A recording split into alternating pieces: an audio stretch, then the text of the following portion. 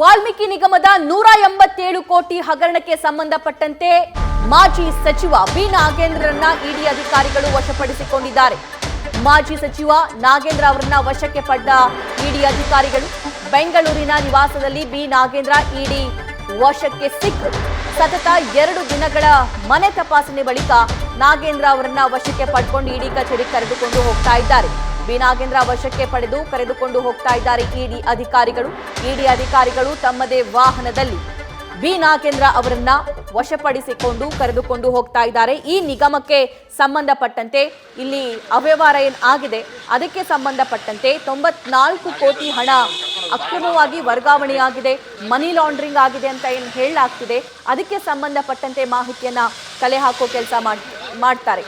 ಅದೇ ರೀತಿಯಾಗಿ ಯಾರ್ಯಾರ ಅಕೌಂಟಿಗೆ ಈ ಹಣ ಹೋಯಿತು, ಇದರಲ್ಲಿ ಪ್ರಮುಖ ಪಾಲುದಾರರು ಯಾರು, ನಾಗೇಂದ್ರ ಅವರ ಪಾತ್ರ ಏನು, ಬೇರೆ ಅಧಿಕಾರಿಗಳ ಪಾತ್ರ ಏನು, ಇನ್ನು ಆತ್ಮಹತ್ಯೆ ಮಾಡಿಕೊಂಡಿರುವ ನೌಕರ ಚಂದ್ರಶೇಖರ್ ಅವರ ಸಾವಿಗೆ ಪ್ರಮುಖ ಕಾರಣ ಏನು, ಆತ್ಮಹತ್ಯೆ ಮಾಡಿಕೊಳ್ಳುವಂಥದ್ದು ಯಾವ ಪ್ರೆಷರ್ ಅನ್ನ ಅವ್ರ ಮೇಲೆ ಹಾಕಲಾಗಿತ್ತು, ಇದೆಲ್ಲದಕ್ಕೆ ಸಂಬಂಧಪಟ್ಟಂತೆ ಮಾಹಿತಿಯನ್ನ ಕಲೆ ಹಾಕೋ ಕೆಲಸ ಆಗುತ್ತೆ. SIT ಟೀಮ್ ಅನ್ನ ರಾಜ್ಯ ಸರ್ಕಾರ ರಚನೆ ಮಾಡಿತು. SIT ಅಧಿಕಾರಿಗಳು ನೋಟಿಸ್ ಕೊಟ್ಟರು. ನೋಟಿಸ್ಗೆ 1 ಸಲ ಮಾತ್ರ ವಿಚಾರಣೆಗೆ ಹಾಜರಾದ್ರು ಬಿ ನಾಗೇಂದ್ರ. ಅದಾದ ನಂತರ ಇಮಿಡಿಯೇಟ್ಲಿ ಇಡಿ ಅಧಿಕಾರಿಗಳ ದಾಳಿ ಆಗುತ್ತೆ. 2 ದಿನಗಳ ಕಾಲ ಸತತವಾಗಿ ನಾಗೇಂದ್ರ ಅವರ ಮನೆಯನ್ನ ಕಚೇರಿಯನ್ನ ಪರಿಶೀಲಿಸಿದ್ದಾರೆ. ಕೇವಲ ಬೆಂಗಳೂರಿನ ಡಾಲರ್ಸ್ ಕಾಲೋನಿಯಲ್ಲಿರುವಂತಹ ಮನೆ ಮಾತ್ರವಲ್ಲ, ಬಳ್ಳಾರಿಯ ಮನೆಯನ್ನು ಕೂಡ ತಡಕಾಡಿದ್ದಾರೆ ಇಡಿ ಅಧಿಕಾರಿಗಳು.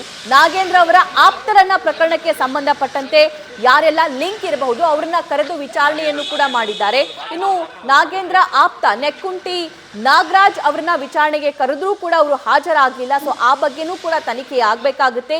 ಈಗ ಸದ್ಯಕ್ಕೆ ಇಡಿ ಅಧಿಕಾರಿಗಳು ಮಾಜಿ ಸಚಿವ ನಾಗೇಂದ್ರ ಅವರನ್ನ ವಶಕ್ಕೆ ಪಡ್ಕೊಂಡು ಹೋಗ್ತಾ ಇದ್ದಾರೆ. ಆದ್ರೆ ಮುಂಬರುವಂತಹ ದಿನದಲ್ಲಿ ಮತ್ತಷ್ಟು ಜನರಿಗೆ ನೋಟಿಸ್ ಜಾರಿಯಾಗುವಂತಹ ಸಾಧ್ಯತೆಗಳು ಕೂಡ ಇರುತ್ತೆ. ಇನ್ನು ಹೈದರಾಬಾದ್ನ ಕಂಪನಿಗೆ ಹಣ ಏನು ಟ್ರಾನ್ಸ್ಫರ್ ಆಗಿದೆಯಲ್ಲ, ಸೊ ಆ ಹಣ ಟ್ರಾನ್ಸ್ಫರ್ ಆಗಿರೋದ್ರ ಉದ್ದೇಶ ಏನು ಅನ್ನೋದಕ್ಕೆ ಸಂಬಂಧಪಟ್ಟಂತೆ ಮಾಹಿತಿ ಕಲೆ ಹಾಕ್ತಾರೆ.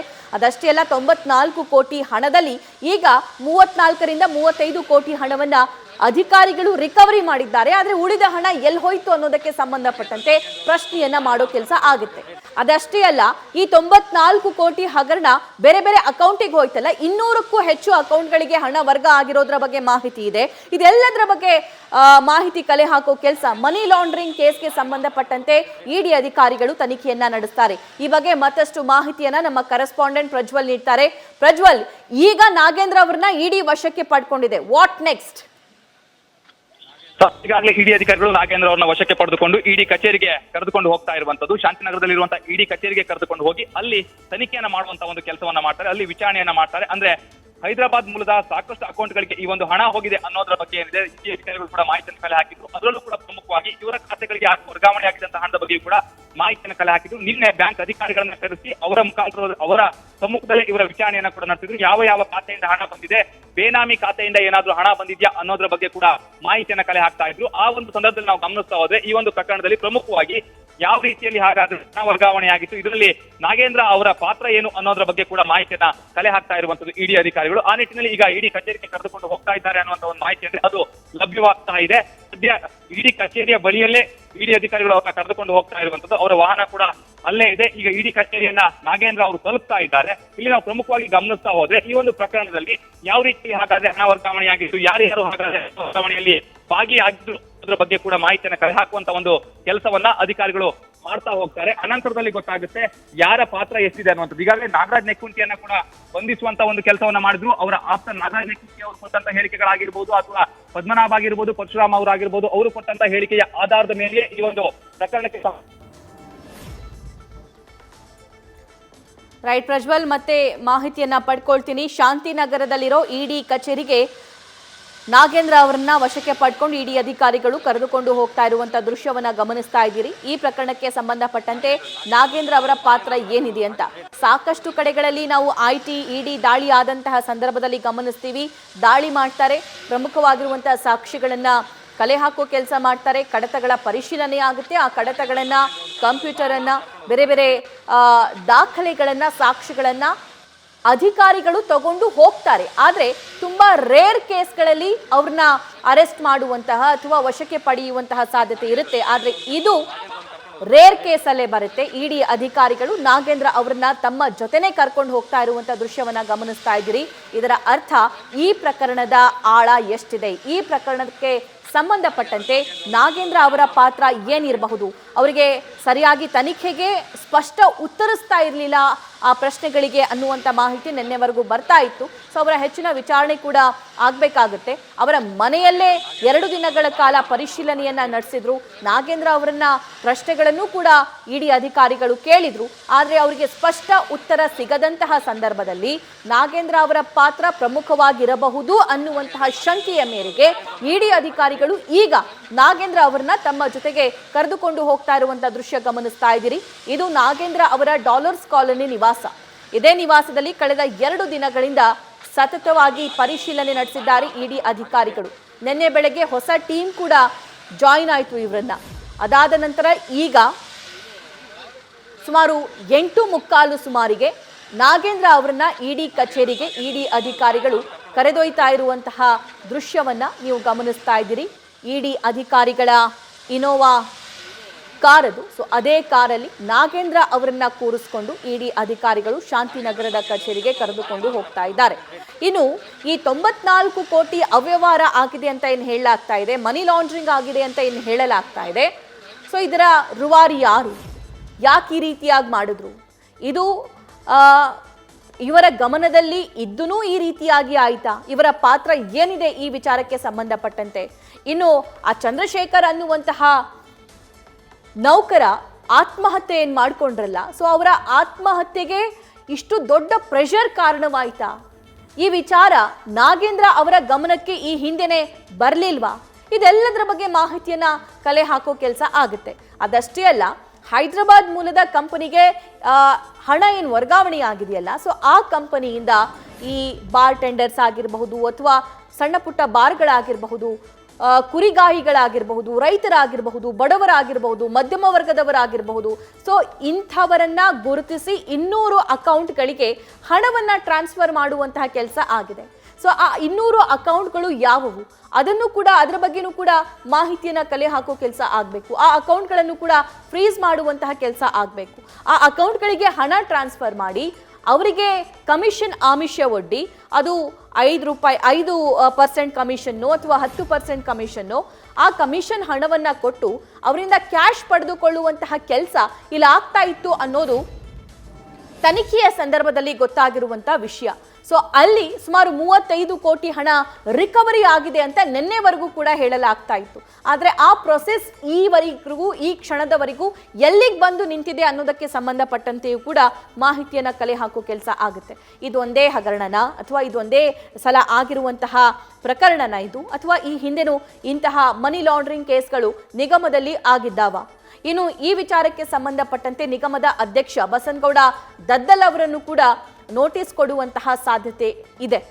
ದದ್ದಲ್ ಅವರ ರಾಯಚೂರು ಹಾಗೂ ಬೆಂಗಳೂರಿನ ನಿವಾಸದ ಮೇಲೂ ಕೂಡ ಇಡಿ ಅಧಿಕಾರಿಗಳು ದಾಳಿ ಮಾಡ್ತಾರೆ.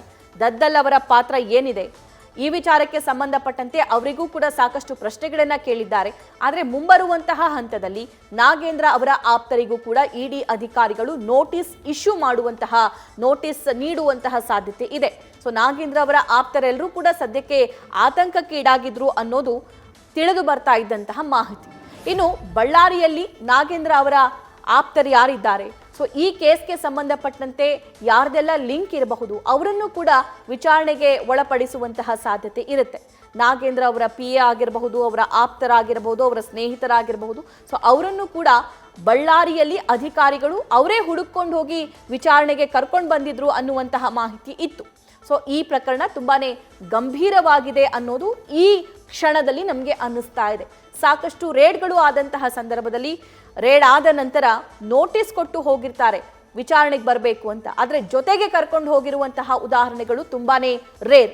ಆದರೆ ಇಲ್ಲಿ ಮಾಜಿ ಸಚಿವ ಬಿ ನಾಗೇಂದ್ರ ಅವರನ್ನ ರೇಡ್ ನಂತರ ತಮ್ಮ ಜೊತೆಗೇನೆ ಇಡಿ ಅಧಿಕಾರಿಗಳು ಕರೆದುಕೊಂಡು ಹೋಗ್ತಾ ಇರೋದನ್ನ ಗಮನಿಸಿದ್ರೆ ಈ ಪ್ರಕರಣ ತುಂಬಾನೇ ಗಂಭೀರವಾಗಿದೆ, ಸೀರಿಯಸ್ ಆಗಿದೆ ಅನ್ನೋದು ತಿಳಿದು ಬರ್ತಾ ಇರುವಂತ ಮಾಹಿತಿ.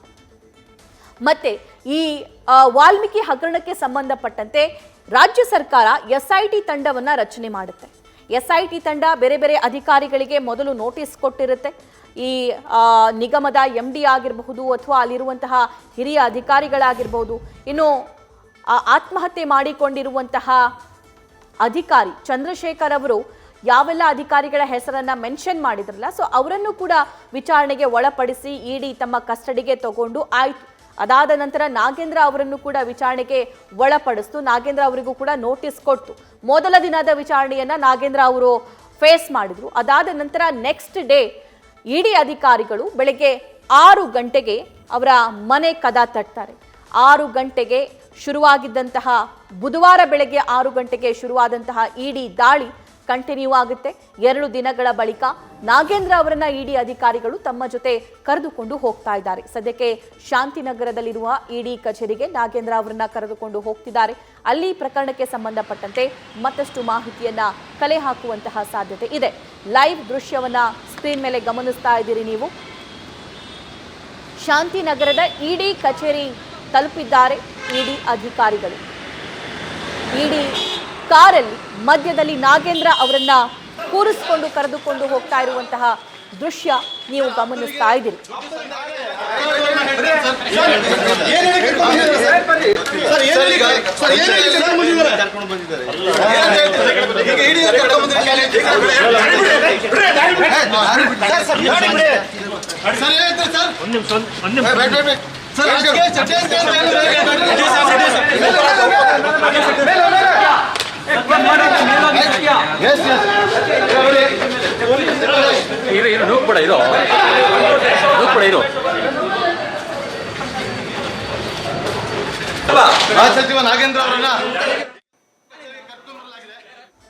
ಬೆಂಗಳೂರಿನ ಶಾಂತಿನಗರದಲ್ಲಿರುವ ಇಡಿ ಕಚೇರಿಗೆ ನಾಗೇಂದ್ರ ಅವರನ್ನ ಕರೆದುಕೊಂಡು ಬಂದಿದ್ದಾರೆ. ದೃಶ್ಯದಲ್ಲಿ ಗಮನಿಸ್ತಾ ಇದ್ದೀರಿ.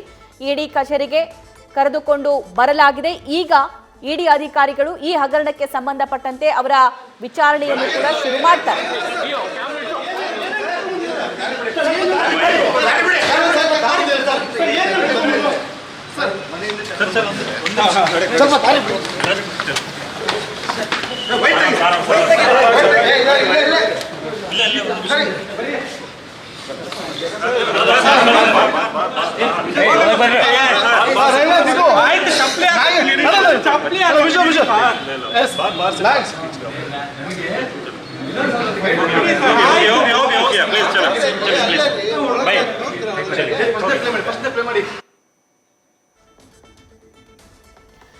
ನಾಗೇಂದ್ರ ಅವರನ್ನ ಶಾಂತಿನಗರದ ಇಡಿ ಕಚೇರಿಗೆ ಕರೆದುಕೊಂಡು ಬಂದಿದ್ದಾರೆ ಅಧಿಕಾರಿಗಳು. ಸೊ ಈಗ ಅವರ ವಿಚಾರಣೆಯನ್ನ ಶುರು ಮಾಡ್ತಾರೆ.